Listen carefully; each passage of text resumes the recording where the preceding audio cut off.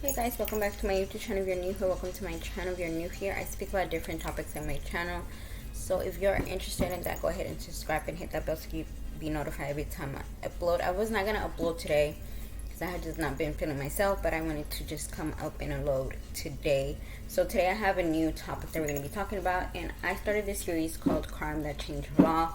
This one is about kids in a way, so I will give you a warning if you're sensitive to that type of thing. So let me go ahead and get started on the video.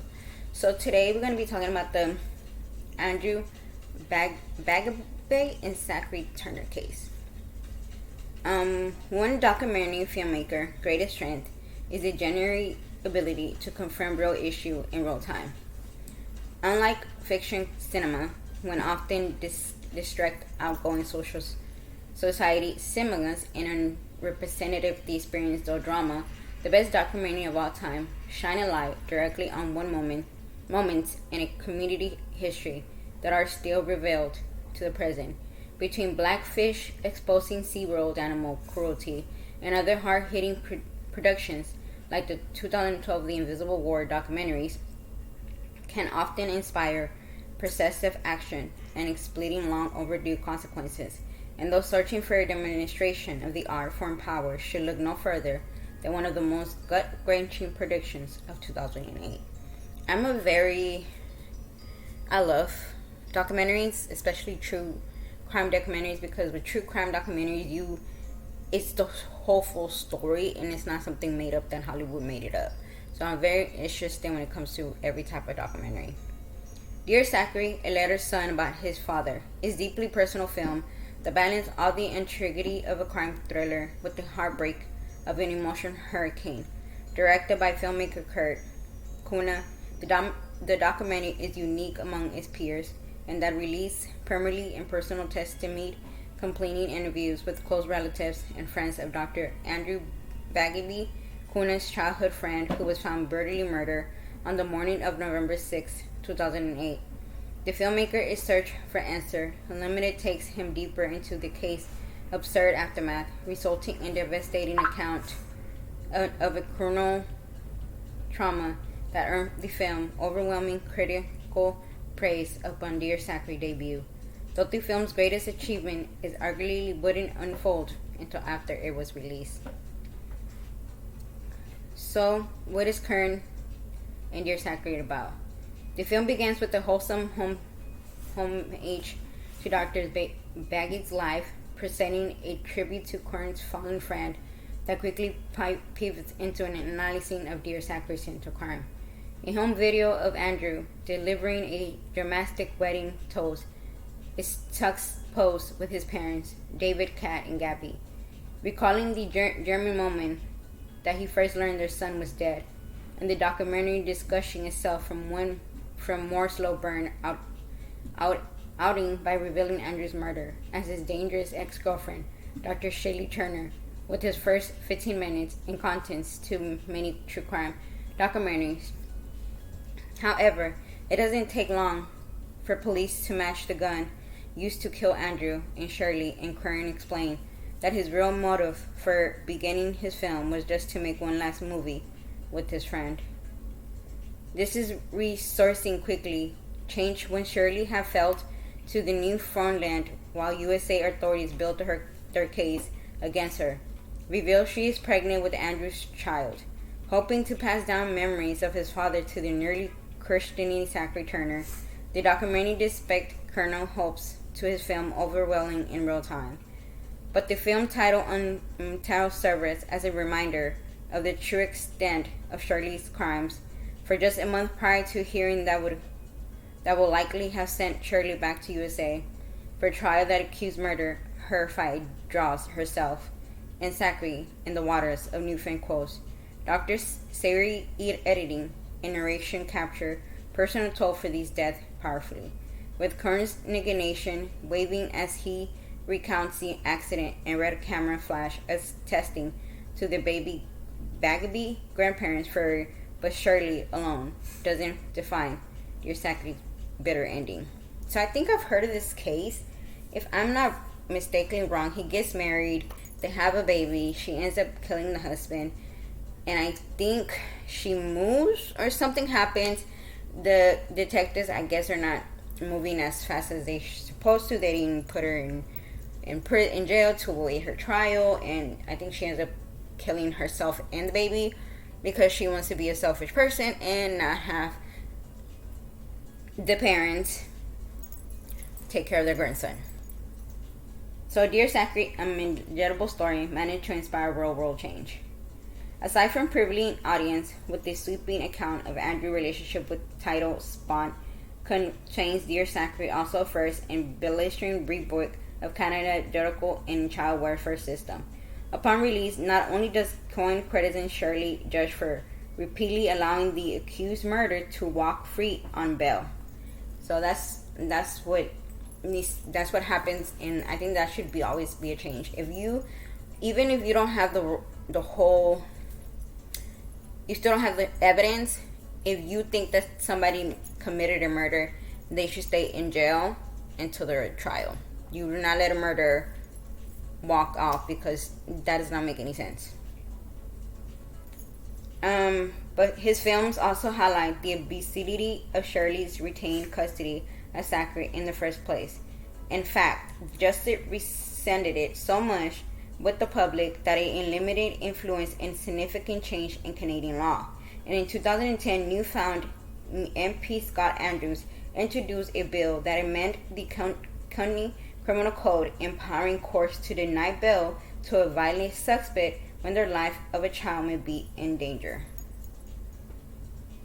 The accompaniment is not only to reflection of Curran's film, but also the trailers of vacancy that Kate and David began. After losing their link to Andrew, these efforts are further detailed, a 14-minute short film released in 2013. The acts as an impolity, Dear Zachary, highlighting how he and Andrew's parents successfully lobbied to make legal reform a part of Dear Zachary's legacy. But the documentary itself deserves significant credit for delivering such an important story to the public. Incarnate's comprehensive blend of found footage with its home connection to Andrew's case makes it a visible viewing experience, while the documentary's real-world impact proves that the world can be a safer place by learning from its darkest story. So that's part of the story of what happened and what the law changed. So now I'm going to read exactly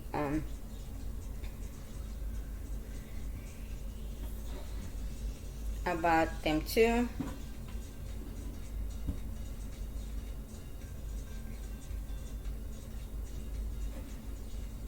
So Zachary Andrew Turner was born on July 18th of 2002, was a Canadian child from Sir Johnson, Newfoundland and Labrador, who was killed by his mother Shirley Dan Turner in a murder-suicide.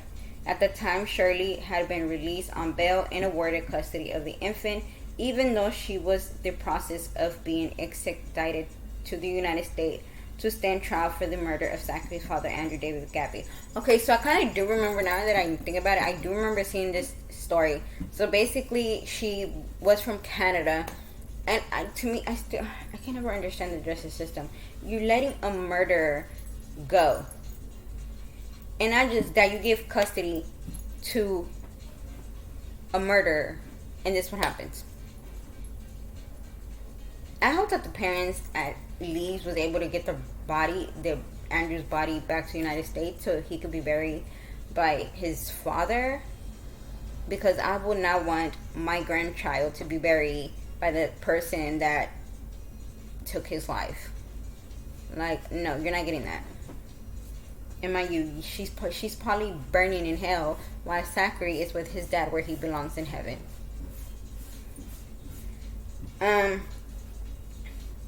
The case led to a critical overview of Newfoundland's legal and children welfare system, as well as Canadian bail laws. And in 2006, inquiry found serious shortcomings in how the prevent social service system handles cases, suggesting that the judge, prosecutors, and child welfare agency involved were more concerned with pursuing Shirley innocent than than with protecting Zachary. They inquire calculate Zachary's death has been preventable. The case led to the passage of Bill C-464, a Zachary bill stating the conditions for bail in Canadian courts in case involving the well-being of a child. The death of Andrew Bagby and Zachary Turner became the basis of 2008 documentary film Dear Zachary, a letter to his son about his father, directed by Kerner. Shirley was born on January 28th of 1961. Was a Canadian-American daughter of the USA serviceman and local woman from St. Anthony, Newfoundland of Labored. She was raised with 3 siblings in Washington, Kansas, but moved to Newfoundland with her mother after her parents separated. The parents later divorced. In 1980, Turner enrolled in Memorial University in Newfoundland and St. Johnson, seeking to remark on a medical career. Becoming pregnant, Turner married longtime boyfriend during Memorial University. In 1981, winter recess, the child, a boy, was born on July 9th of 1982. Turner's husband raised the child as a stay-at-home dad while Turner continued studying. In 1983, Turner moved of Labor City and worked as a science teacher. 2 years later, she gave birth to a daughter. During this period, she resumed a previous relationship with a fisherman from Corner Brook, following the end of her first marriage on January 29th of 1988. Turner married her boyfriend from Corner Brook in the following July. She was also in abortion that July, but the father was not known. Turner gave birth to her second daughter on March 8th of 1990, 1 year before she and her second husband separated. Turner completed her undergraduate education while raising her children with the help from her second husband. In October of 1993, a man boarding with Turner confided to his therapist that he had witnessed Turner physically and emotionally abusing 2 of her children. Newfoundland's social service work interviewed the children, who stated that their disciplined mother punished them with spankings and beatings by belt. Turner's second husband claimed that she only used the belt as a threat in his interview. The case was closed on January 11th of 1994 without an interview with Turner. 3 years later, Turner and her second husband divorced, and she was granted custody of their daughter within days of ruling. However, Turner sent her daughter back to live with her father in Pearling Creek, while her other 2 children were sent to Peterson Pond to live with their potential grandmother. This woman was not... What is that? What?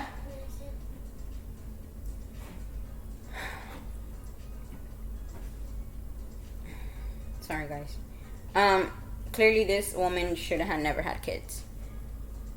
And since 1982, Turner had taken out baby bouncers for her children from a scholarship fund, expecting to send them to college. However, in the summer 2000, Turner confessed to a relative that she had spent the baby bonus on her own living expenses and doctorated education. Turner insists that she would earn big money after completing her post-residency training and would repay the savings for her children's post-security education.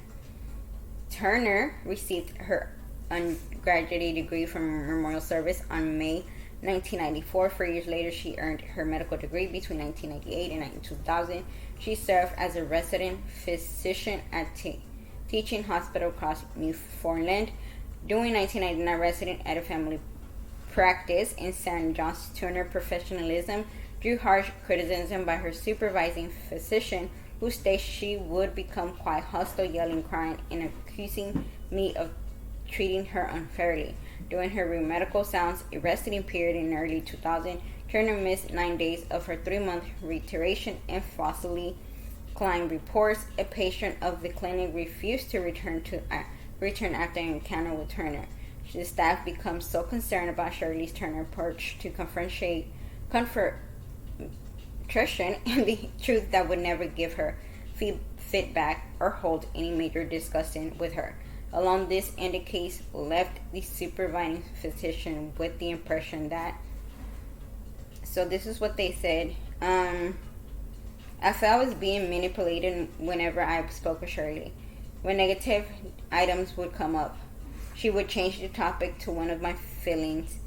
She would be charming, friendly, and lively, but when caught in untruth, she would become angry, accusatory, and loud. I always felt Shirley Turner was putting on a show, as if she was playing the role, but no feeling for her work. I cannot recall a training like Shirley Turner, in that her approach, like personal communicate, and her relationship with people seem, at least to me, to be specifically when compared to over 400 residents and has supervising during the past 21 years. In later interview with the assassin office at the Office of Child and Youth Advocate, the supervising physician in hindsight described Turner as a manipulated, guileless psychopath.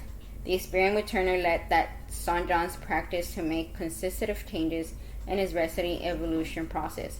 By the summer of 2000, Turner had completed the requirements for her resident training and was qualified to practice medicine. I'm sorry, but I will not let you put a needle on me if I find out that you could really turn your little sweet self to a devil. You not touching me. No, thank you. In March of 1996, Turner began a relationship with the St. John resident Miles Duct, who was 13 years her junior. After Dux broke up with Turner and moved elsewhere in Newfoundland, she began undating him with phone calls. On November 1979, Turner confronted him in Philadelphia, Nova Scotia, and stuck with him in job with her high-heel shoes. After consulting with his parents, Duck moved to Western Township, Pennsylvania, United States in 1988. Turner followed that man to Pennsylvania, learning threatening voicemails over the following year and making announcement visits of his apartment in several occasions.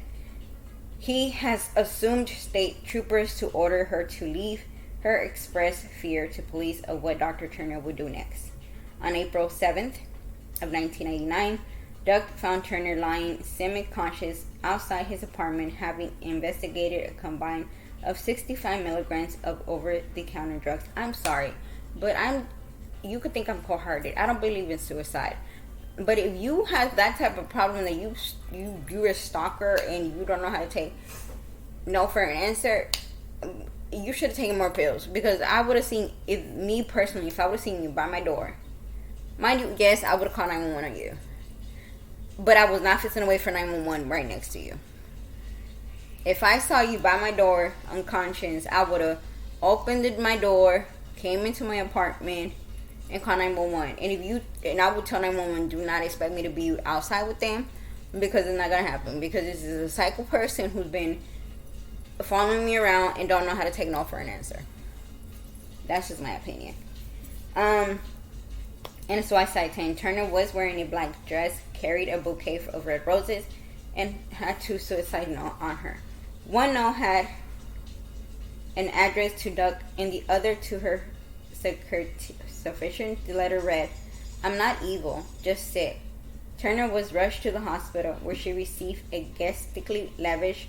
The following day, Duck received a voicemail from a female caller who said Dr. Turner died last night. This woman. I just can't. So we're going to be talking about Andrew. Beginning in early 1990, Turner began dating Andrew David, born on September 25th of 1973, an American medical student studying at Memorial University for his third year. Andrew came from Savella, California, and was the son and only child of Kathleen, a registered nurse and midwife from Canton, Kent, and David, a United States Navy veteran, to a computer engineer. In August 2000, Turner moved to Sac City, Ohio, to begin work for Trimic Precision Corporation.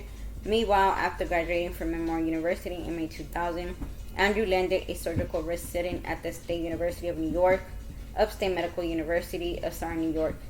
Despite the distance between states, Turner and Andrew intentionally tried to maintain long-distance relationship, but Turner accounts she was visiting Andrew residing in spouse 7 times, while he visited her once in Sac City. During one of these visits, Turner is believed to have burglarized Andrew's apartment in fall of 2001, moved to Labor, Pennsylvania, and began his residing at a family practice under supervision of the Clark system. I'm sorry, boys, but if you see your girlfriend and she comes to your apartment and you see it as something that you did not leave it as, that's a red flag automatically. That's to me. On July 10, 2001, less than a year into her 10-year contract with Tim McCarr, Turner left their Sac City clinic and moved to Comfort Buffalo, Ohio, where she was hired by Ellington Health System of Nebraska. In October 2001, Turner obtained a permit to buy her firearm and purchase a Phoenix Arms HP-22 handgun and a .2 ammunition, which is used during firearms lesson. Meanwhile, Turner exhibited possessive behavior towards Andrew and harassed him over the phone. And on October 13, Turner told Andrew that she was 3 months pregnant. Sorry.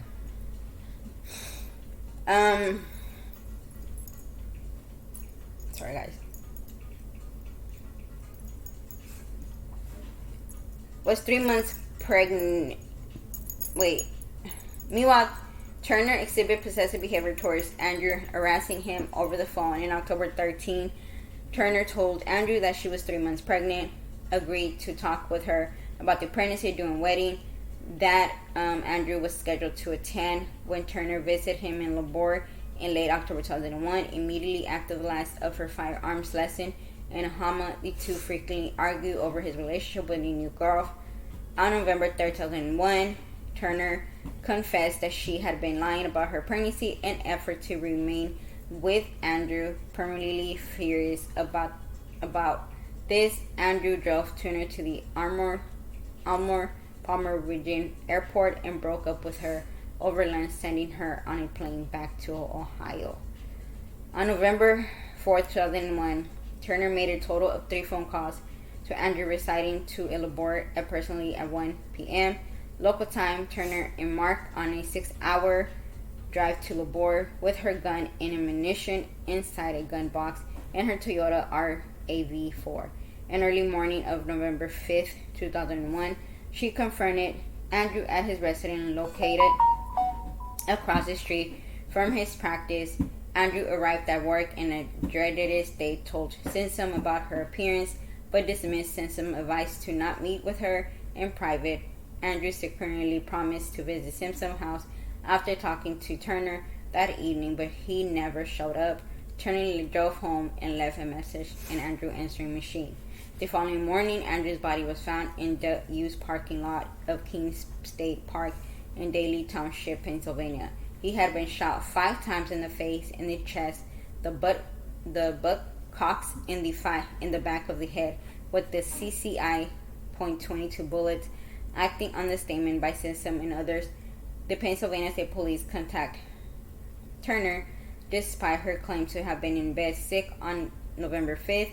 Cell phones internet records show that she had made cross-country calls both to the Lombard Access, eBay, and Hotmail from Andrew's home computer and used his phone to call him sick. When confronted with this evidence, Turner claimed that she met with Andrew at Kingston State Park, but that he put the gun in his trunk. However, Turner told her shooting instructor that her gun had been stolen. You know, young people, if you're gonna commit a murder, just know your ass is gonna get caught, because this is like what, in 2000 and something, and she still got caught. There is phone, there's towers that's gonna pin your phone, there's computer. If you're gonna not want to get caught, can you please at least try your best to delete stuff? You could have broken your phone, girl. You could have broken the computer. You would have done something. But y'all don't think. Y'all really don't. I'm not saying to go commit a murder. I'm just saying, think before y'all do, because y'all gonna get caught regardless. Investigators interviewed Turner's shooting instructor, who explained that her handgun ejected live rounds during lessons that was consistent with the unset round recovered near Andrew's body. Her later a Derry resident report having seen Andrew's Toyota Corolla parked next to Turner 10 minutes after Andrew made his last phone call to Simpson in Coral Park alone the following morning. The lot number on a box of condoms found in Turner's Counseling Bluffs apartment matched box purchased by Andrew and Laborde on the night of the breakup. Also, the Turner apartment where Matt Hess print out for a road direction to Laborde. Turner had fled the country by the time authorities obtained a warrant for her arrest. On November 12, 2001, Turner abandoned her residence in Constantly Buffalo and flew to Toronto, eventually resetting in St. John's with her older son, acting in collaboration with Pennsylvania State Police, the Royal Newfoundland Constabulary Intelligence Unit conducted surveillance and her movements, and on December 2, the unit site had her trash and discovered printouts for an ultrasound taken on November 29, showing a fetus that was conceived with Andrew the previous month. The RNC arrested Turner in 2012, the same day extradition processing consent against her. However, Newfoundland Justice Joe Welsh believed Turner, then 40, was not a threat to society despite the murder charges, adding her in Pennsylvania. Turner was released from her ministry in Pennsylvania gracefully. Oh my Jesus Christ. I don't even know why we have laws. Cartesian Center for Women, who was required to post, this is Canadian money, a $75,000 bail, turn her passport, pay weekly visit to the RNC, promise not to leave the area, and make no attempt to contact Andrew's family. Turner posted a bail with help from her physician John Ducted, a former co-worker from the Memorial University. The news that Turner was pregnant with Andrew Child turned the extradition case into involving in child custody, and secretly led to complete legal sagas. David and Caitlin Turner's moved to St. John, Newfoundland in order to fight for custody of their sons, while Turner eventually moved into her own apartment in Pleasant Street, Johnson. So at this time, it seems like they already had Zachary. I think she lied about the second pregnancy. I'm assuming that she was pregnant with Zachary and that was Andrew's son. But I think the second one, because I'm kind of getting confused. I think the second. Can you put that up? Because that just looks disgusting, please. I'm sorry, guys. Or throw it away.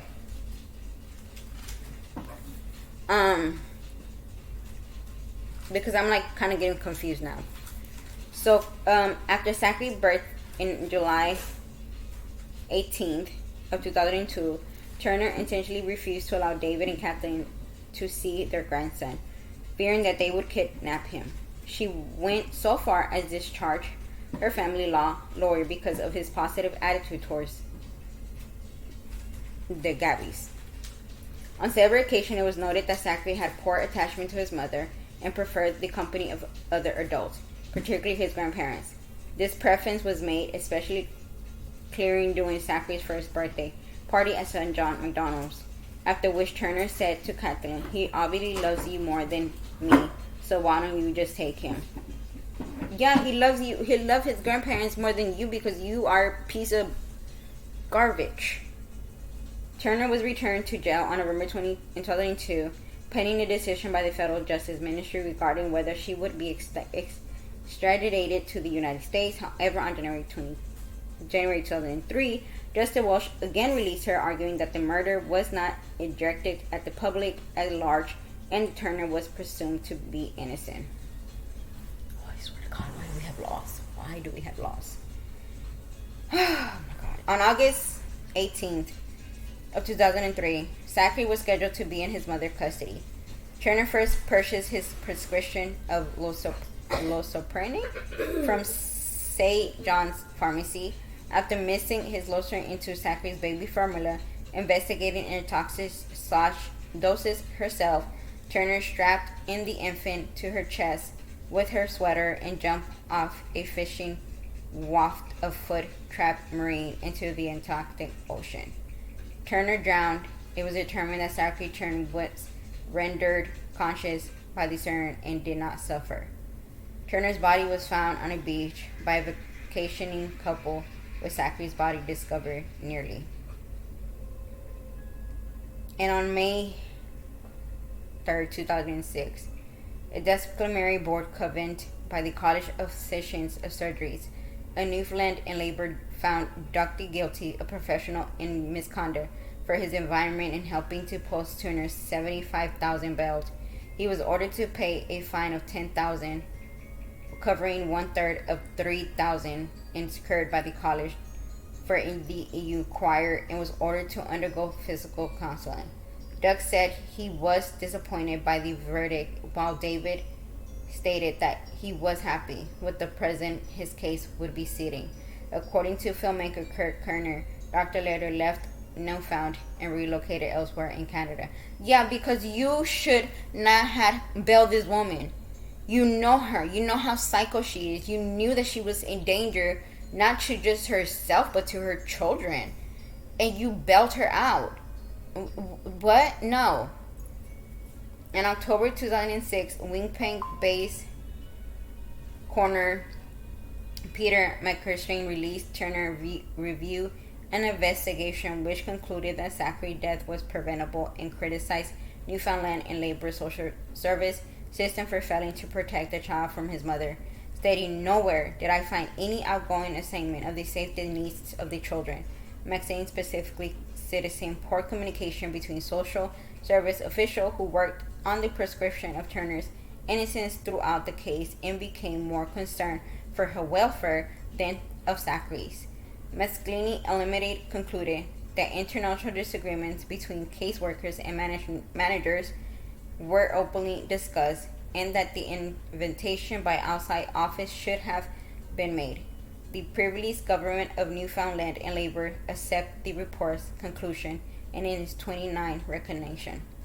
On October 23rd of 2009, Scott Andrews, then a Liberty MP from Newfoundland and Labor, introduced Bill C-46 or Zachary Bills, which would change the Criminal Code of Canada to allow the courts to testifiably refuse bail to those accused of serious crimes in the name of protecting your children. The bill received unanimous support in the Canadian House of Commons and received support from Liberty Senator Tony Breaks. It was finally signed into law by Governor General David Johnston on December 16th of 2006.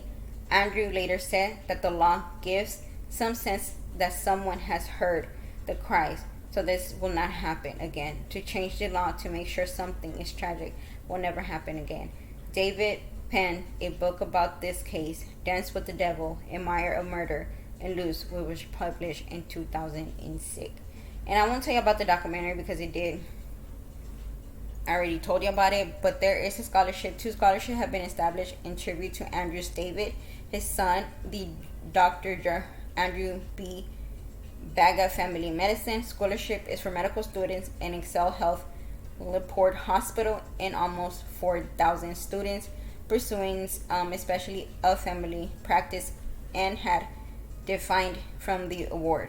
The Dr. Andrew Bagby and son Zachary Birch found supporting students at the Memorial University of Newfoundland. And that is the story of David and baby Zachary. This kind of pisses me off because why does something like this has to happen for laws to be changed?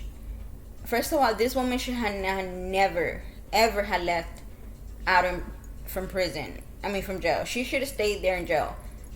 Y'all made so much interview. Y'all knew who saw David last. But for some reason, y'all let her out. She flees to Canada.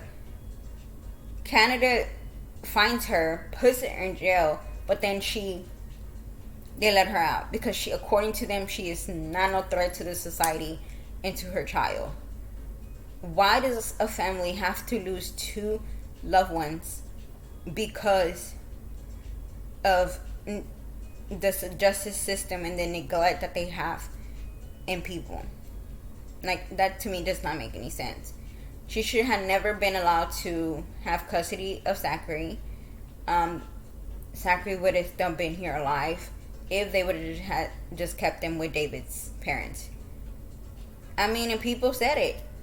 He did not love his mom. He didn't have that love towards her that he did with other people. So that to me is a red flag. She was doing something to him that he couldn't have said anything because he really couldn't communicate. And she said it herself. Zachary loves you more than she loves me. Yeah, I will too. And it's just cases like this, just like, it hurts me and it pisses me off because this should have never happened. And it sucks that two people have to lose their lives for laws to change. And it's crazy. But yeah, guys, that's it for today. I hope, let me know what y'all think about this case. If y'all have any cases that y'all want me to speak about, let me know in the description below. I will see y'all soon. Bye.